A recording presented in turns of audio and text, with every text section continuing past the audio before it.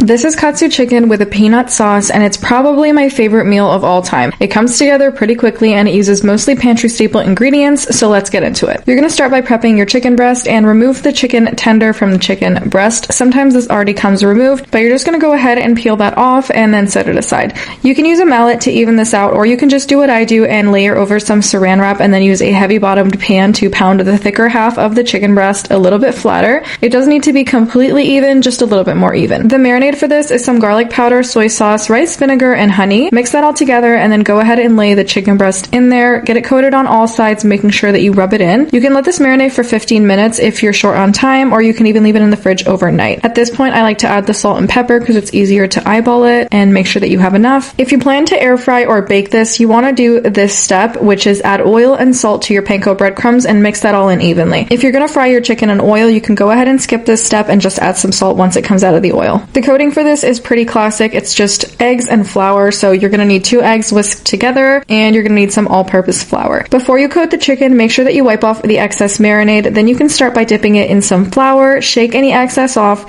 into the egg and then into the panko breadcrumbs. Make sure that at every stage you are wiping off the excess marinade, the excess flour, or the excess egg, or else the panko will not stick correctly to the chicken. Press the panko in firmly and then you can go ahead and take this to the air fryer basket. I'll also bake it and I'll leave instructions for that below as well. Once the chicken is cooked, you can let it rest for 1 to 2 minutes and then slice into it. If you let it rest for too long, sometimes it steams the coating and then the coating doesn't stick properly. Once you've got your chicken all sliced up and juicy, you can go ahead and work on the peanut sauce. For the peanut sauce, it's a combination of peanut butter, of course, coconut milk, soy sauce, brown sugar, rice vinegar, garlic, and ginger. I typically use pre-minced garlic and ginger for this, but in the video I am showing fresh ginger. If you're going to use fresh or raw ginger and garlic, saute this in some oil in the pan first and then go ahead and add the rest of the ingredients. Bring this up to a boil on a high heat, and as soon as you see a vigorous boil, you're going to reduce the heat to medium. Keep on whisking for 3 to 4 minutes and you should have a nice thick sauce that looks like this. I like to make some jasmine rice to serve with this. It's a nice pairing because it soaks up all the sauce. For the plating, you're going to start with the rice. I also like to add some steamed broccoli, layer over the crispy panko chicken, add that creamy peanut sauce, garnish with green onions and some crushed peanuts, and it's ready to enjoy. This is seriously so good. If I ever just need a meal that is going to be quick and hit every single spot, it's going to be this meal. I hope you enjoyed this recipe. Don't forget to subscribe and I'll see you in the next one.